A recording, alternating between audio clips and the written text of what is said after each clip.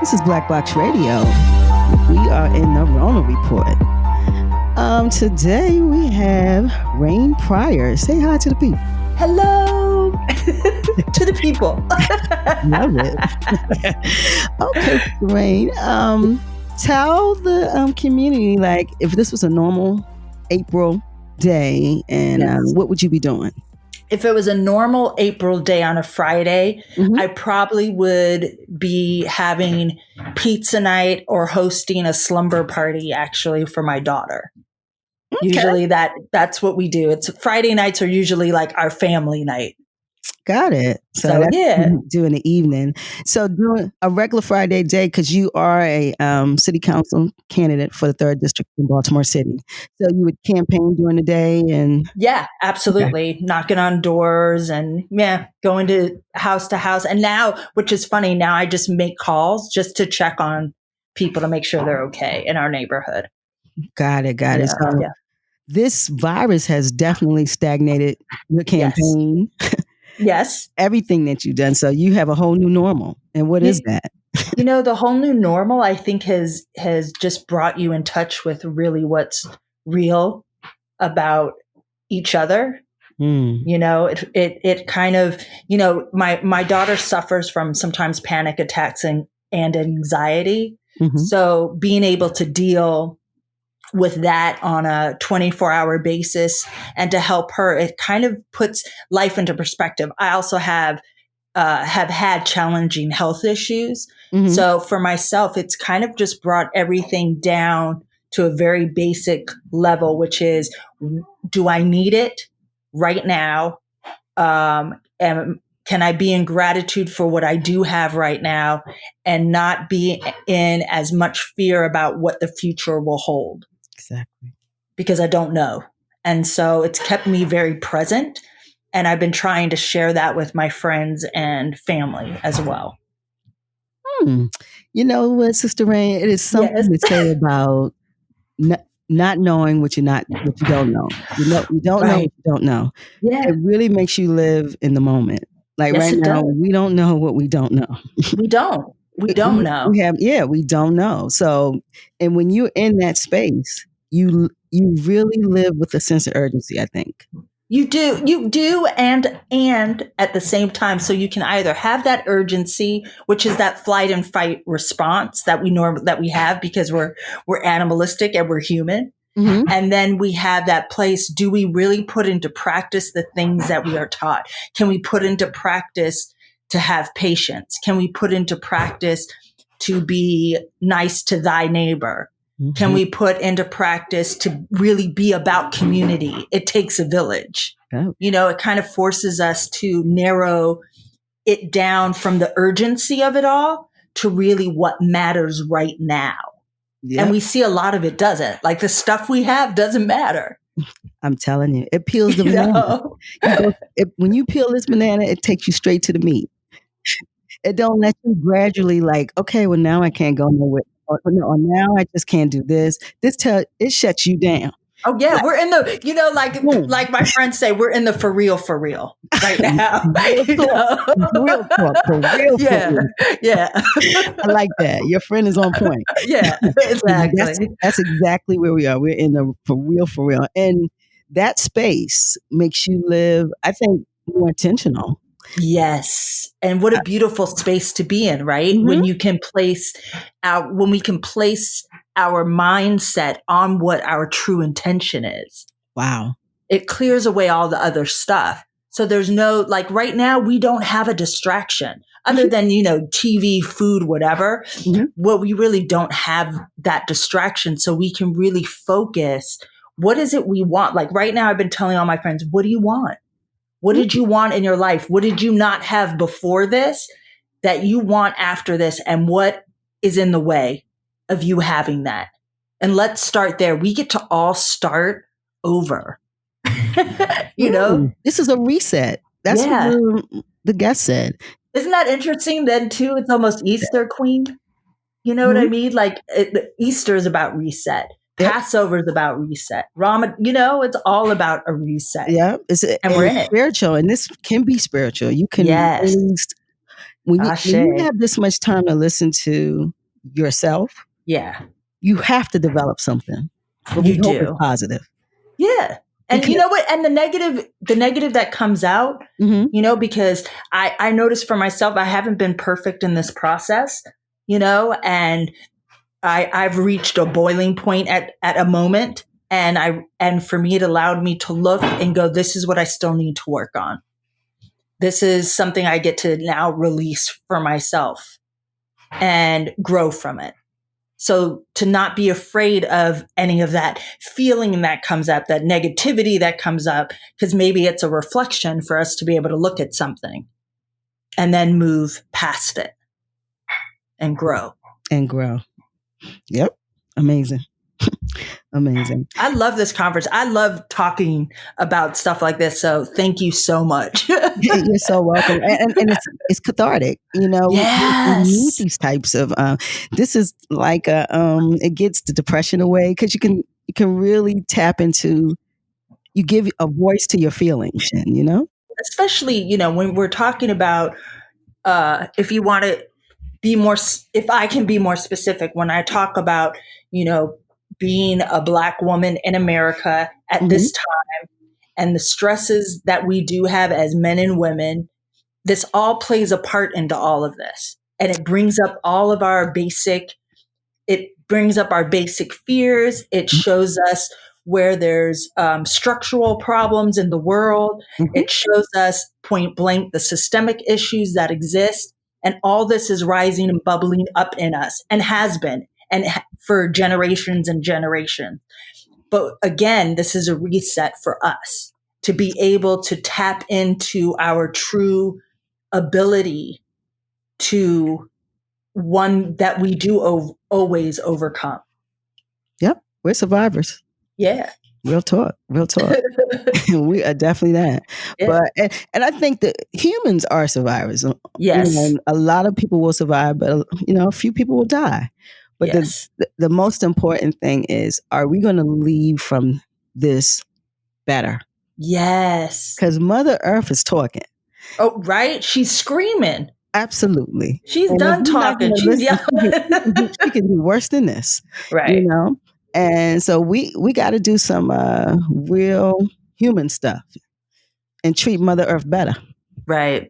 We do. And I, it's funny that you should say that too, because, usually the year before last, my husband and I planted a garden that actually really makes great vegetables and fruit like we've grown it. And we stopped last year because it was just a lot of rain. And so this year, it's that time, and we decided, let's just do it again. Mm-hmm. And there's something again to be said. It's the reset. It's the cultivating. It's growing within. And there's something about putting your hands in the earth that gives you a sense of grounding and belonging. And the fact that you can do that and grow your own, there's something very freeing about that. So I know it sounds all esoteric, but it's true. No, you're telling the truth, because you look at industry. Part of the control of the human is the food industry. Exactly. And we don't grow anything. So that's why essential employees are food service workers. Right. Because if the store didn't open, how would we eat? Exactly. So it is a reason. I don't know. Somebody's figuring out a way to eat right now. I'm hearing forks on plate somewhere. Oh, it's not over here. Could somebody eat some cereal over there or something? What cereal? Yeah, somebody eat something. You can hear it. Yeah. I can hear it all day. Yeah, it's hilarious. I don't know. You said somebody's finding a way to eat. You know what? It's dinner time in our house. That's probably what you were hearing, was the kid and the husband eating. Oh, okay. And so I've said to them, "Could you go to the other room? We can hear you." No, it's fine. It's fine. This is authentic. It's fine. I just thought it was a funny moment that we talking about eating. I know, right? And then you hear the clicking of the plate. Yeah. And this is authentic, so it's all good. If you ask my husband, there's like nails on the chalkboard. Mm-hmm. There's something about a scraping plate. And I think it's the way that I was brought up that drives me nuts. Like, I go to my dad mode, which is like, did you finish your food? You know, like I just go like, you know, right in there. Oh my God. I love this. All right. So we want to segue into like family. How are you and your family gelling, and your daughter's home? You said you were dealing with her anxiety. How are you guys handling in your mind space? You know, I think for me, I thought I was handling it well. And then a few days ago, I think I lost it for a minute. And that's when I realized, oh, my handling it is holding it all in. Like for some reason, I got to hold this all in and be this way. I think for my husband, he's always really chill. Which is very good for me and Lotus. So he's like, you know, his way of dealing with stress is he'll go into the office and, you know, start uploading clothes to his online store. Like he'll just refocus. How can I do this? And then for my daughter, I think it's harder for her because the schedule is different, and, you know, kids need kind of routine. And so the whole routine is messed up, and having to rethink now what the routine will be and be inventive about it, because it's one thing to have the school online and, you know, from 8 to whatever, but right now they're on spring break. It's another thing to be at home and have to still have that accountability. You know, how do I show up at 8 o'clock in the morning in my bedroom on my computer, you know, and you got to throw them loafers on your feet. You got to do something. That's what I do. I put some shoes on, some hard bottom shoes or something. Right. I might have to put her in her school uniform, you know, just to be like, good morning, school day. My God. throwing those bucklebacks. You know, right? Crazy. We be clicking around the house all day. Right. But hey. Isn't that like, because everything, again, it goes back to what we started off with. It goes back to simplicity, right? Everything is simple again. So we're also having to deal with each other on a whole new level. Like my daughter was so kind. She just turned 12, you know, and like in quarantine turned 12. Her birthday plans were squashed, you know, and she said, it's not that I don't love you and Papa. She goes, I just don't want to be around you this much all the time. That's real honest. You know, and I had to say to her, well, we feel the same. You know? Yeah, you were like, ditto. I feel that also. Yeah. And then she said, but this is not a competition, and ran upstairs and shut the door. Really? Yes, she did. And it made me laugh, because I think we'd all can relate. We know what that feeling is. We know what it feels. You know, it's one thing to go, okay, I'm a hermit, because you choose it. It's another thing to be told you can't go out. Yep. And this is why we have to look at every institution that we create for other people, these homes we're creating, these elder care facilities, prisons, group homes. We got to look at how we house the least of us, or people who make mistakes. Because when you have this type of virus that comes through, it can sweep you and kill all these people from the systems that we set up. Right. So well, you know, it's like we have this backwards thinking that dense housing is what's going to cure everything.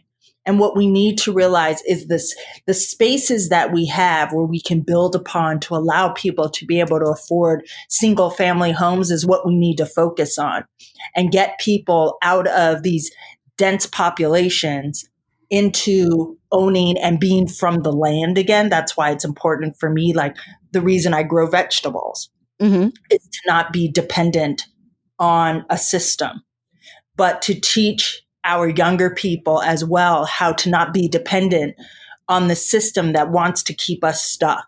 And then we see with this virus what it has done with many of us and where we're at. Do you know 70% of the people with the virus or who are being severely affected are African American? Absolutely. You know, and so that is something not only to, like, that's what I was saying, like all the systemic stuff is popping up. And it's been there, we know it, we've seen it, but I think now it seems to be exaggerated. It's highlighted. right? Yeah. spotlighted. Yeah, and so now we really have to do something about it. No more talk. Let's get into action about it. Forget I'm running for politics. Like, aside from that, because I really got into it because I really care about my community. But let's put that aside and go, okay, what are we going to do as a city for the people? Period. Yep. Period. What are we going to do for West Baltimore? What are we going to do for South Baltimore? What are we going to do for East, Baltimore? That's the truth. If we as a legislator and the government, if they invest truly in the people, that would be the best investment. It would mature so much for the country. They always invest in systems and corporations, but if you just invest in the people and make them very viable, the people will give back, because the people are the product. Yes. Don't act like everybody and these systems mean anything, but if you didn't have people to insert them into, nothing works. So if you invest in that population, imagine what you can get from it. Imagine what we could get. Never tried that route. And imagine what we could get if we now trained our young people to help rebuild our city. And then we're giving jobs and we're doing all this together. It's going to be, it would be incredible. Yeah. Inside out, Sister Rain. Inside out. That's right. Yeah, that's how it is. But listen, you've been amazing. Thank you. Yeah, you've been amazing. We're at the part of the interview where we do like a last will and testament. Okay.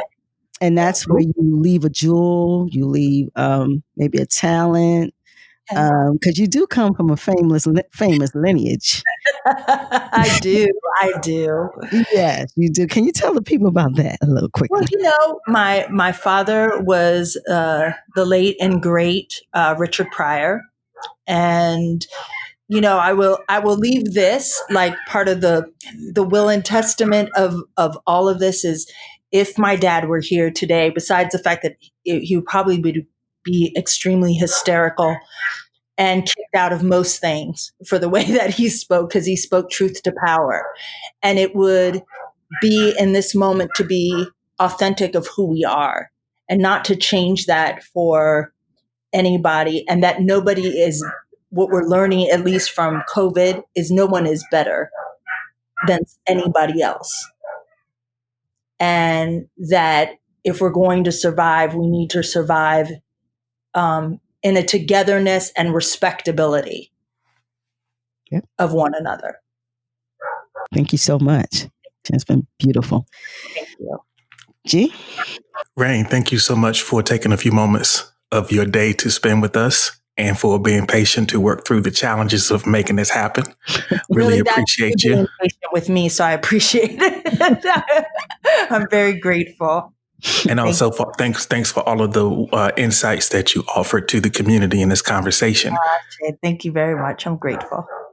For everyone listening, if you would like to hear more voices from the Rona Report, you can visit blackboxradio.com. That's BLAKBOXXRADIO.com. You can also find Black Box on Instagram and Facebook at Black Box, and on Twitter at Box Black. That's BOXXBLAK. All right. This is the Rona Report. It is 4/10/20, and we just spoke with Sister Rain Pryor. Again, we appreciate your time and your genius you brought to this recording, to the Rona Report. Thank you so much, Sister Rain. Black Box Radio, we out. Peace.